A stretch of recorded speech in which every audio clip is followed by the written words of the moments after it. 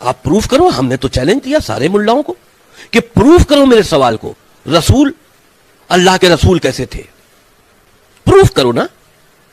یہ کون سی بات ہوئی کہ اگر رسول نے کہہ دیا تو مان لیا؟ جو چیز لکھی ہے اس کو پروف کرنی ہوگی. رسول اللہ کے رسول نہیں ہے, ایک فیک رسول ہے. بات. السلام علیکم.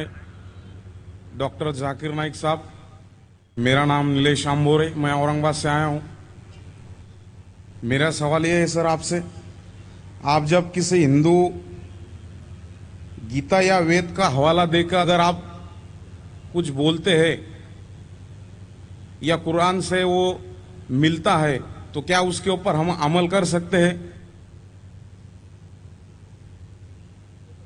بھائی صاحب کا سوال ہے کہ جب میں گیتا کا حوالہ دیتا ہوں, وید کا حوالہ دیتا ہوں, دوسرے مذہبی کتابوں کا حوالہ دیتا ہوں, جب وہ قرآن سے ملتی ہے تو کیا ہم اس کے اوپر عمل کر سکتے؟ قرآن کی بات یا وید کی بات کریں, گیتا کی بات؟ گیتا یا وید کی. گیتا یا وید. تو اگر جو چیز وید اور گیتا میں لکھی ہے اور جو قرآن سے ملتی ہے, کیا ہم ان پہ عمل کر سکتے ہیں؟ میرا کہنا یہ ہے کہ قرآن کو کہا گیا فرقان. فرقان مطلب وہ چیز جو سچ اور جھوٹ کے بیچ میں جو ڈفرنس ہے اس کو پہچانتی ہے.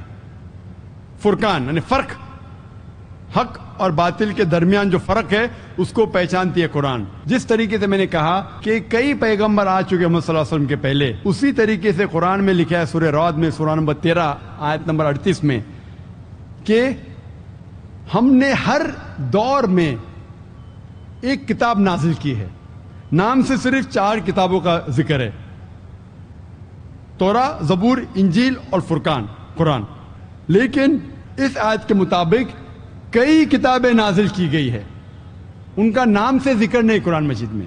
لیکن جتنی بھی کتابیں قرآن مجید کے پہلے آئے وہ صرف ایک امت کے لیے تھی, ایک گروہ کے لیے تھی, اور وہ سارا پیغام محدود تھا ایک وقت کے لیے.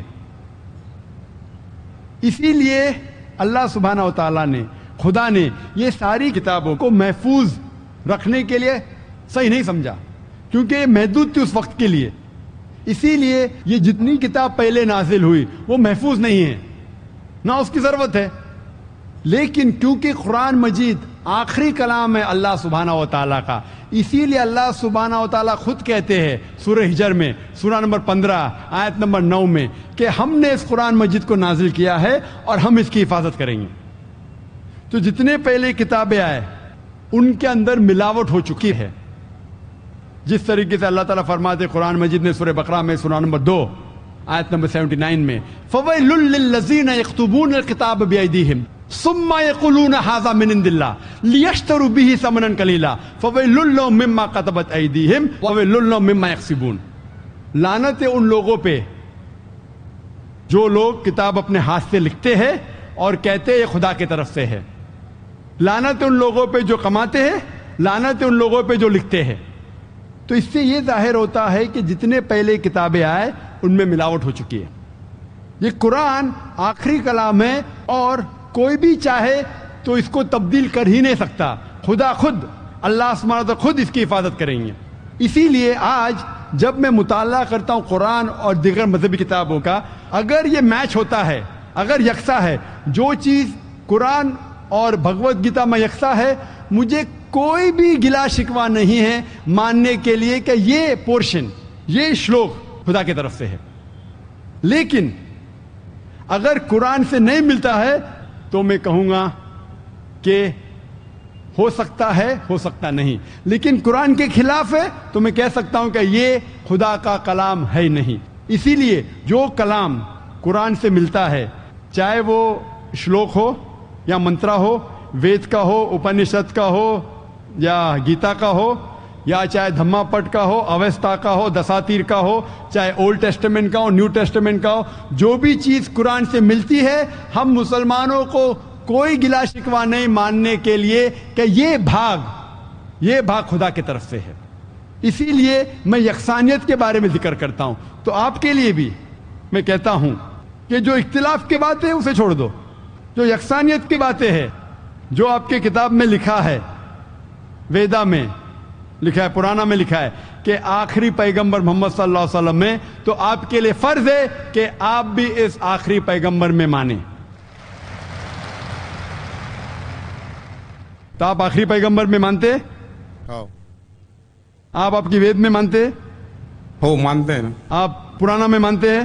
हो मानते। तो मेरे तकरीर में मैंने इतने बार कहा और इतने हवाले दिया कि आपकी मजहबी किताबों में लिखा है कि मोहम्मद सल्लल्लाहु अलैहि वसल्लम अंतिम ऋषि है।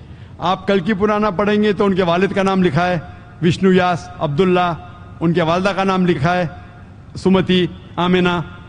वो कहाँ पैदा होंगे? संबाला में, मक्का में, वो चीफ ऑफ संबाला में, कुरैश के खानदान में।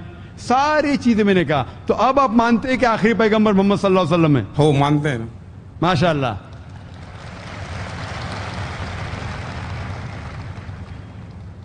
तो आप मानते हैं कि खुदा एक है? हो बिल्कुल, आप मानते हैं खुदा की कोई भी प्रतिमा नहीं है बेशक, और सिर्फ खुदा की इबादत करना चाहिए? सही। तो आप ये मानते हैं कि खुदा एक है और मोहम्मद सल्लल्लाहु अलैहि वसल्लम आखिरी पैगंबर है? हो तो जो शख्स इस बात को मानता है कि खुदा एक है और मोहम्मद सल्लल्लाहु अलैहि वसल्लम उसके आखिरी पैगंबर है, तो उसे हम कहते हैं अरबी में मुस्लिम, यानी वो शख्स जो अमन हासिल करता है अपने ख्वाहिश अल्लाह के अहकामात के मुताबिक। तो आप मानते हैं अल्लाह एक है और मोहम्मद सल्लल्लाहु अलैहि वसल्लम आखिरी पैगंबर है? हो मानते। तो आप चाहते हैं कि इस्लाम कबूल करे? ला इलाहा इल्लल्लाह मोहम्मद रसूलुल्लाह। माशाअल्लाह, माशाअल्लाह, माशाअल्लाह, सुभान अल्लाह। आप सिर्फ जबान से कह दिए कि अल्लाह एक है, उसके अलावा कोई माबूद नहीं इबादत के लायक, और मोहम्मद सल्लल्लाहु अलैहि वसल्लम आखिरी पैगंबर, आप मुसलमान हैं। जिस तरीके से आपने सवाल किया मुझे शक हो रहा था कि माशाअल्लाह आप मोमिन हैं, और मैं दुआ करता हूँ अल्लाह सुब्हानहू तआला से कि आपको इंशाअल्लाह इंशाअल्लाह इस दुनिया और आखिरत में सफलता दे।